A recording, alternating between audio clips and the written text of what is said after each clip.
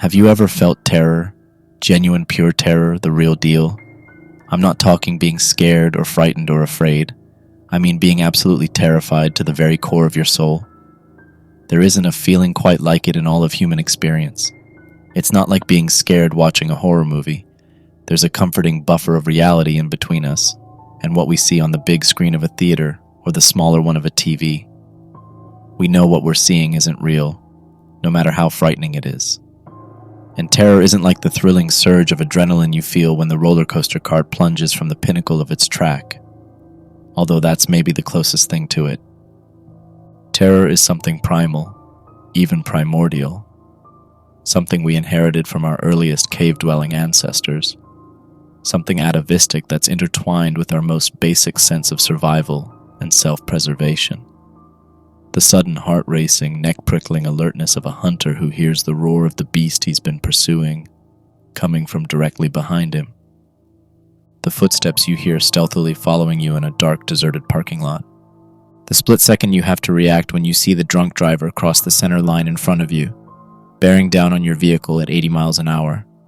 The useless scream of brakes, the horn, the headlights growing brighter and brighter, flooding your vision. The light switch you frantically search for in the dark, only to feel someone else's hand covering it. Pure terror is something most of us, if we're lucky, will never truly experience in our lives, although we probably think we have at some point or another. I'm not so lucky. I became intimately acquainted with pure terror when I was 19, and I haven't been the same since. It was a summer night in 2018 when it happened. I was home from college, having just recently completed my freshman year. I was house-sitting for my parents while they were in Florida for 2 weeks, enjoying their second honeymoon. My parents had recently come into a decent-sized sum of money, a compensation settlement my father had collected after an injury at his job had left him slightly disabled.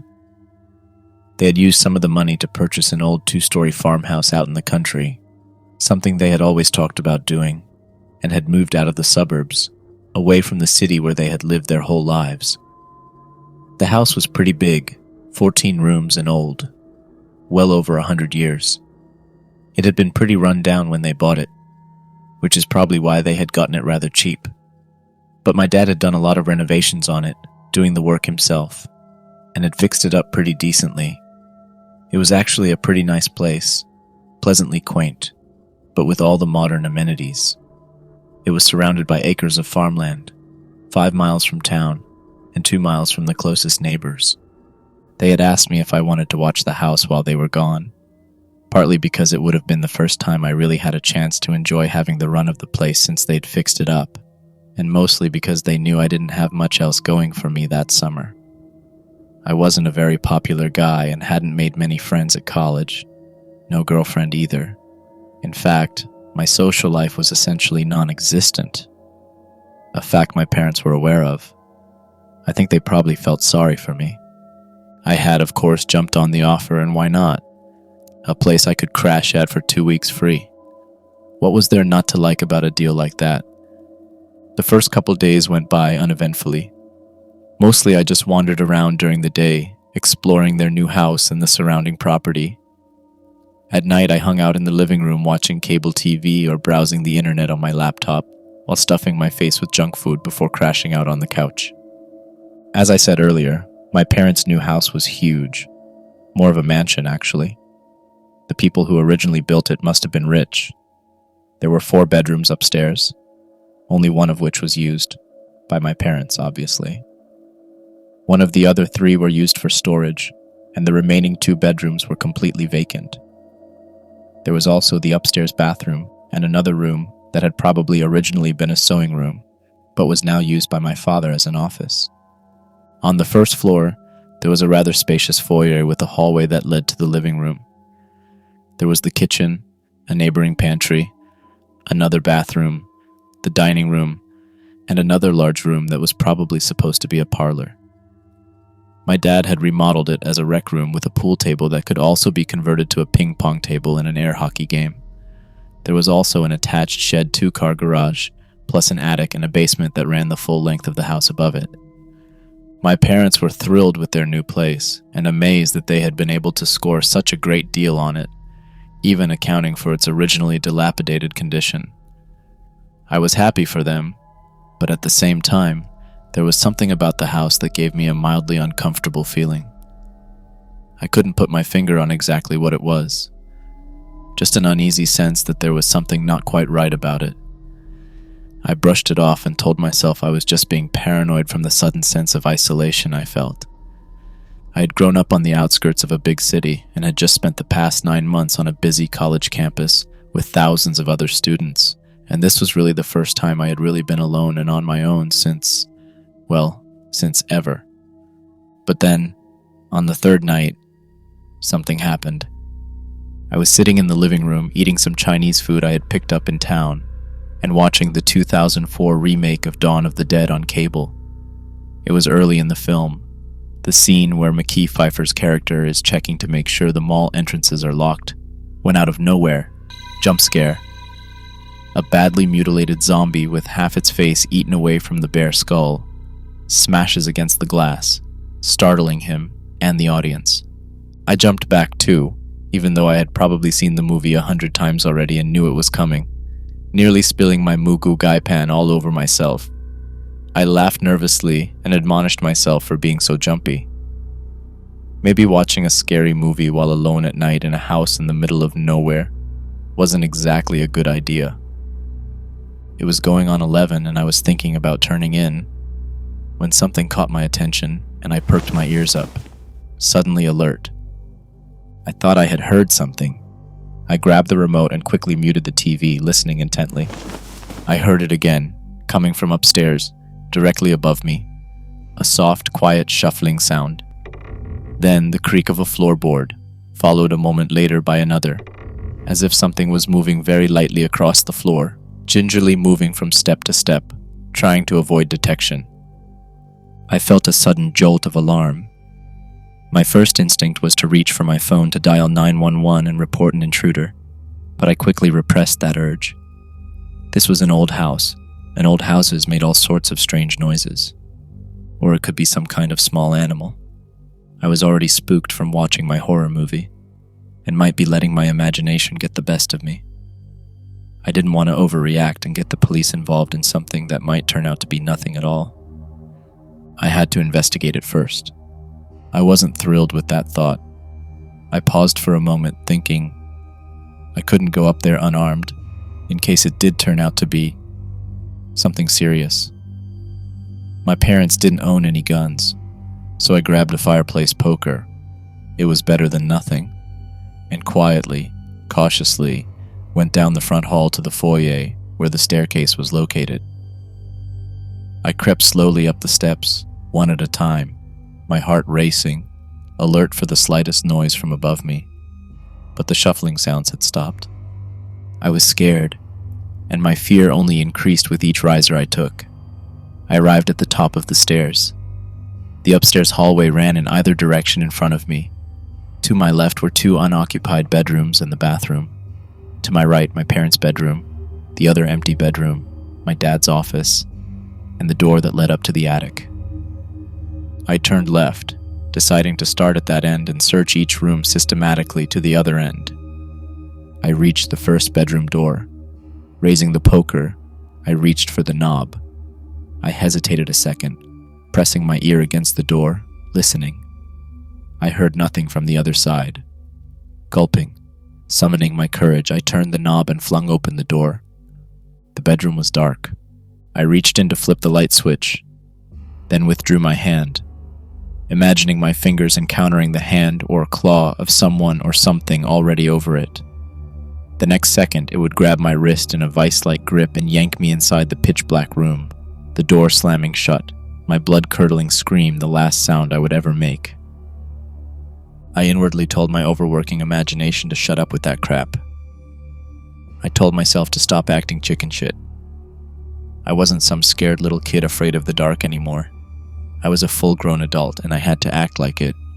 I reached inside and felt around on the wall until I found the light switch. No psycho killer's hand or monster's claw already there. I flicked it, and the light came on. I scanned the interior of the bedroom. It was the room my parents used as storage space, and was cluttered with all kinds of stuff.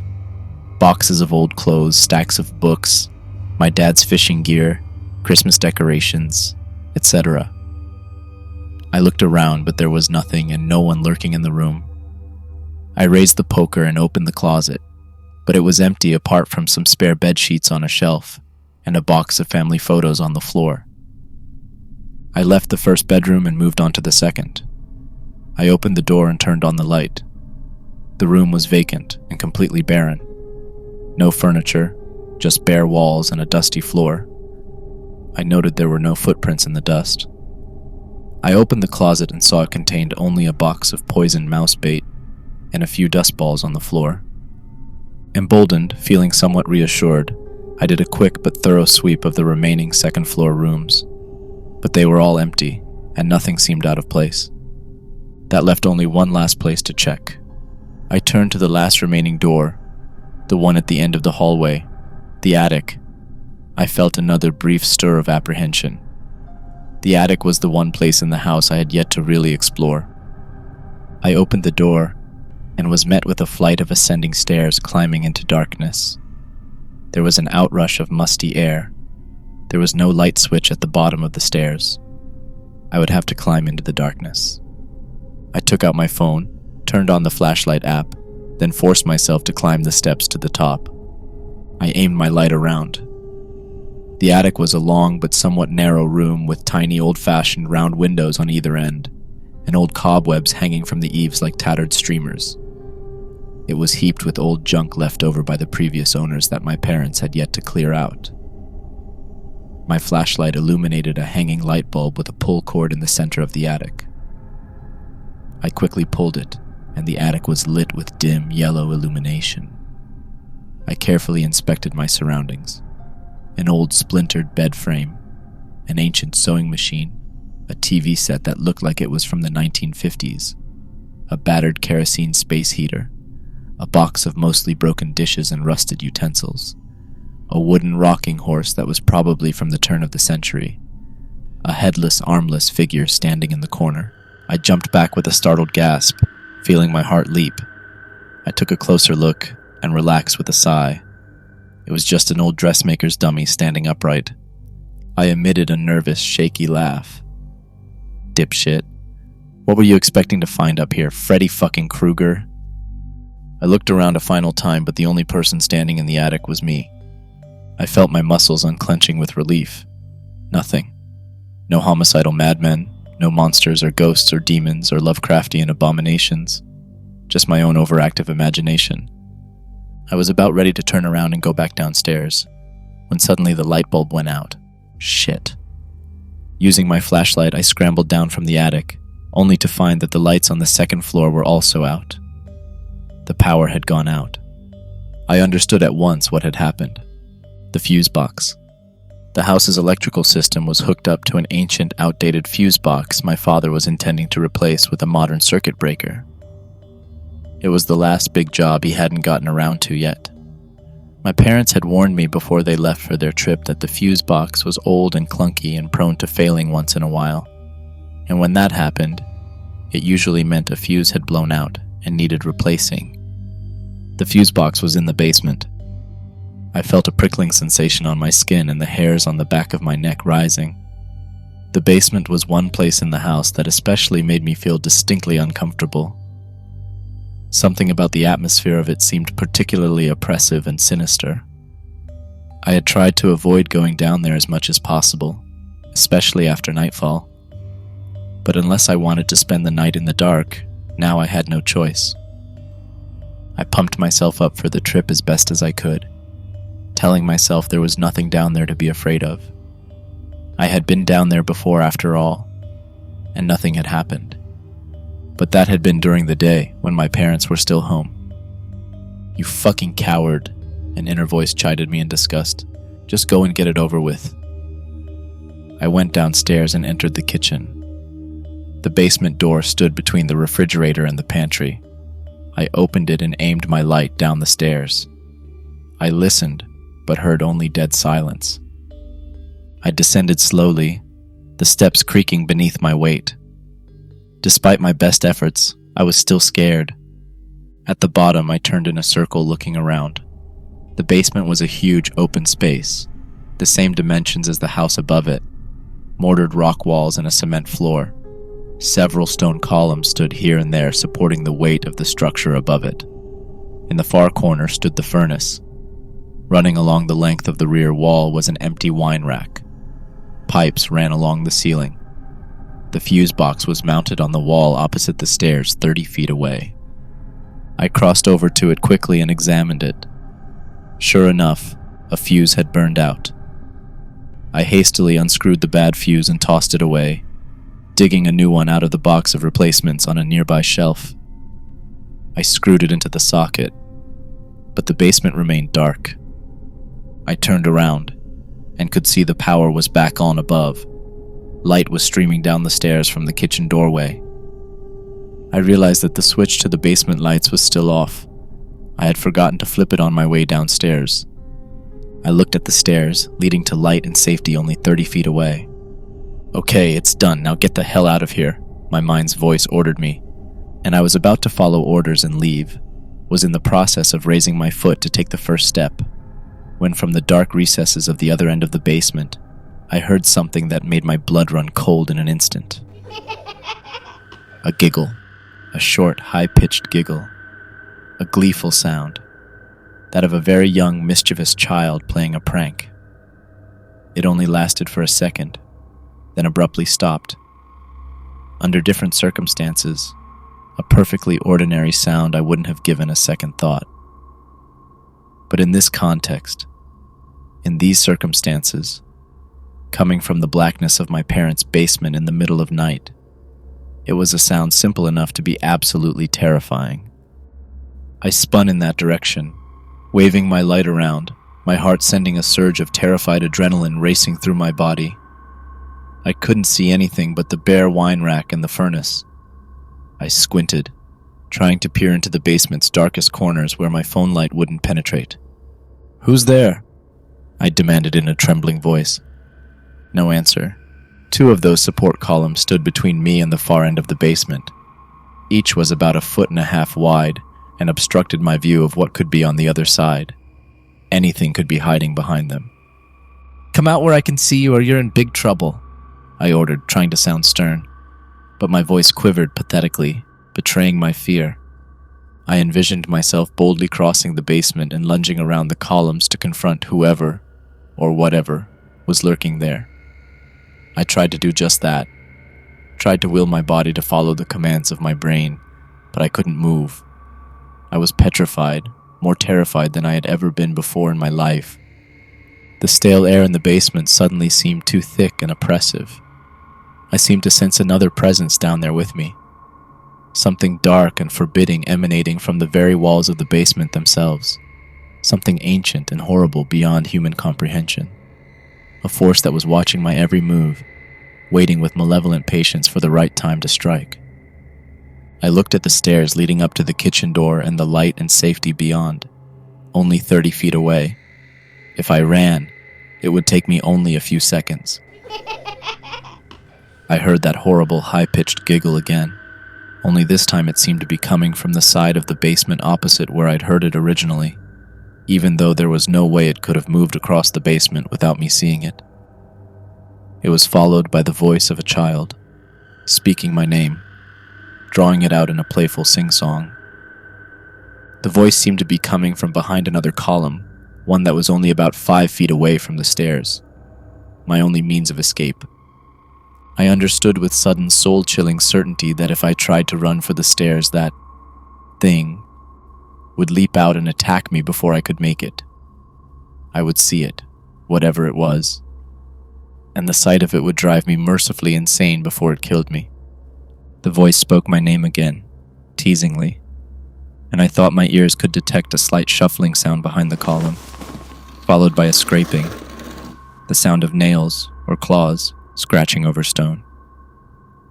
I felt as if my entire body had been plunged into freezing water.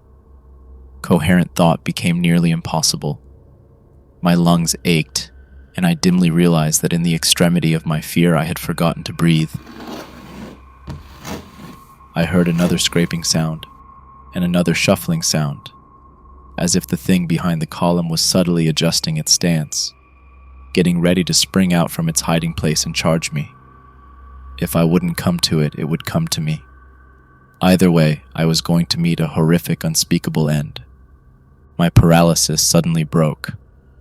Moving purely on instinct, seemingly without conscious thought, I sprinted for the stairs, taking my chances.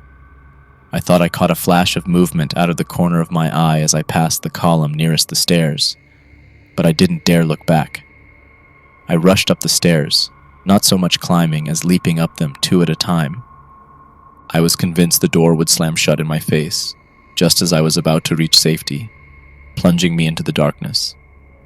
Then I would hear a gurgling, soulless, inhuman laugh, smell its reeking breath, and feel its claws sink into my flesh. But that didn't happen. I passed through the doorway into the kitchen, and as I did, I felt or imagined I felt a brief tugging sensation at the back of my shirt. I slammed the basement door. There was a deadbolt lock on it, and I turned it. I leaned against the locked door, gasping, trying to slow my heart.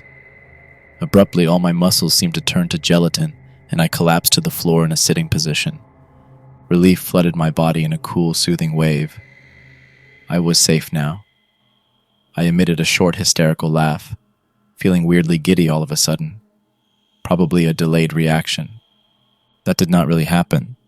The logical center of my mind spoke up, reasserting itself, trying to rationalize what I had just experienced. None of that really happened. It was all in your head. A paranoid hallucination. It had to be. I was all too happy to quickly agree with that voice. I had let my imagination get carried away. That was all. After all, it wasn't as if I had actually seen anything. But just to be safe, I decided I wasn't going to set foot back down into the basement ever again, and I would keep the door locked the rest of my stay. I got shakily to my feet and went back into the living room. Dawn of the Dead was still on TV. I quickly changed the channel, in no mood to continue watching it, and found an old Farrelly Brothers comedy instead. I sat down on the couch, starting to relax and feel normal again, and heard the front door opening. I jumped to my feet, my body tensing again. I could hear footsteps walking down the front hall, approaching the living room. Perspiration broke out all over my body. I clenched my fists, my eyes locked on the living room doorway as the sound drew closer. My parents entered. They stood in the doorway 10 feet away, smiling at me gently. Once again, I felt my system flood with an overload of relief. I was so happy to see them, it didn't even occur to me to wonder what they were doing home so early, when their vacation was supposed to last another week and a half. It didn't occur to me to wonder why they weren't carrying their luggage, or why they hadn't called in advance to tell me they were coming back so soon.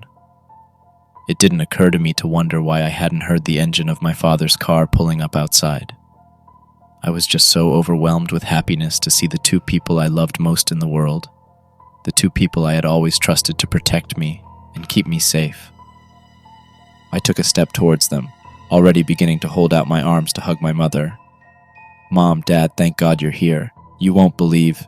I stopped, halting in my tracks, staring at them. Something wasn't right. They were just standing there, not moving. They hadn't said a word. They were still smiling at me.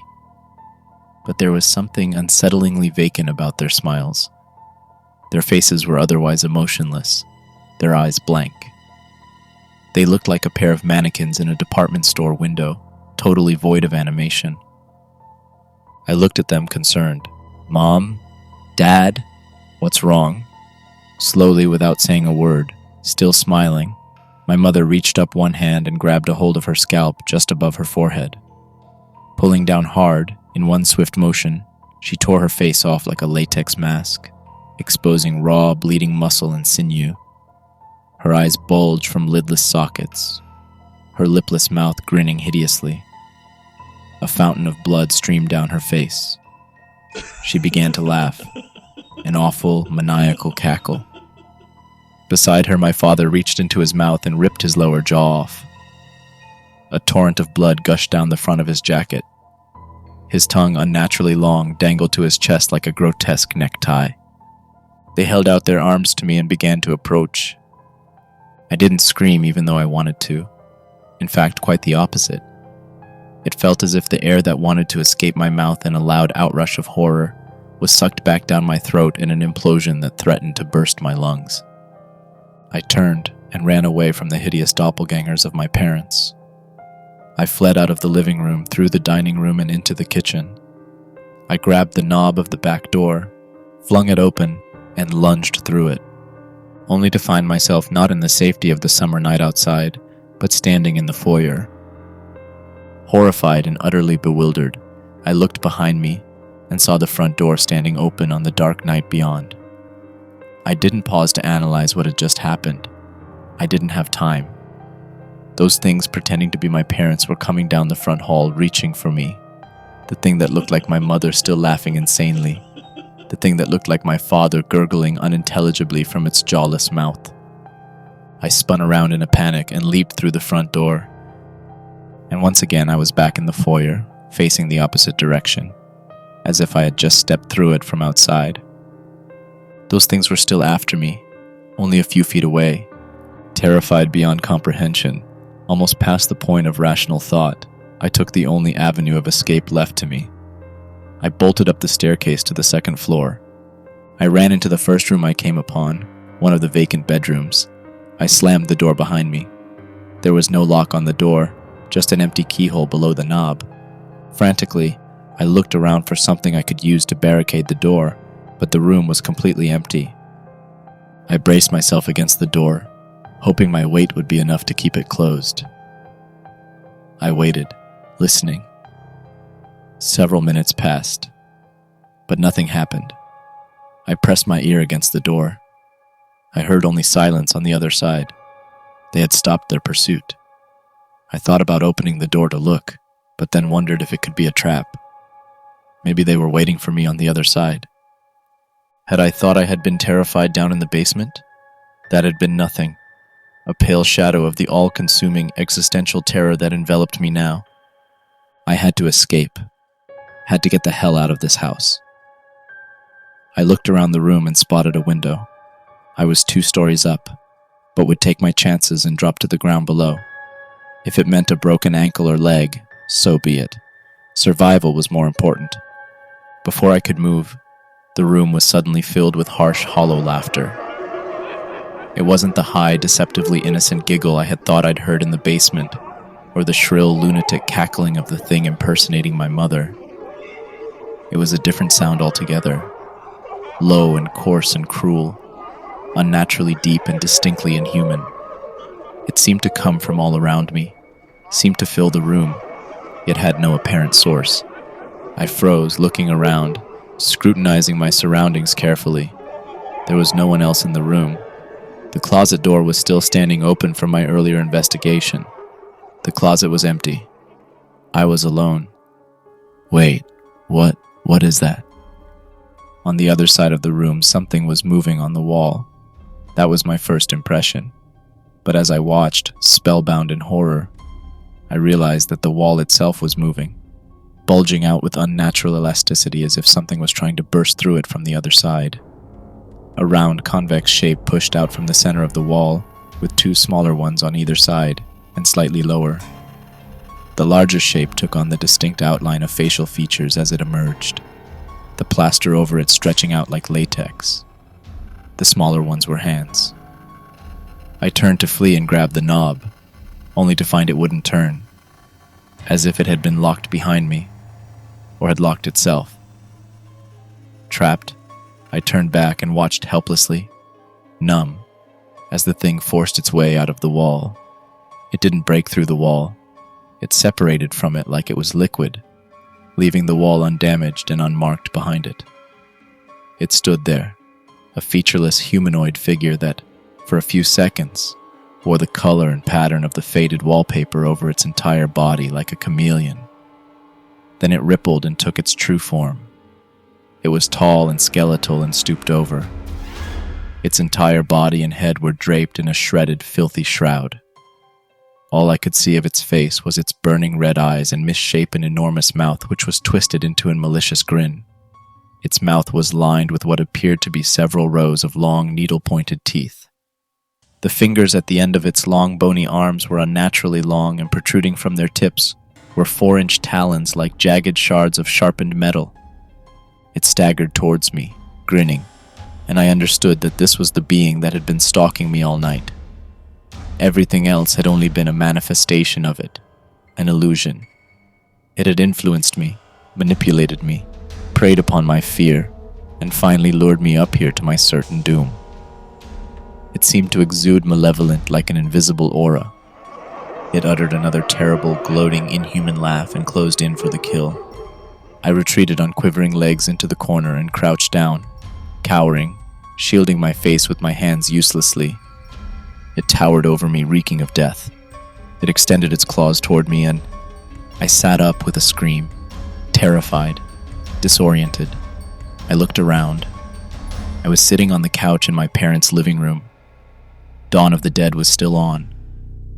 It was near the end, when Jake Weber's character reveals he's been bitten by a zombie and stays behind on the dock, watching the survivors drift away on a boat before committing suicide. I looked around, paranoid, but I was alone in the living room. I glanced at the clock on the wall.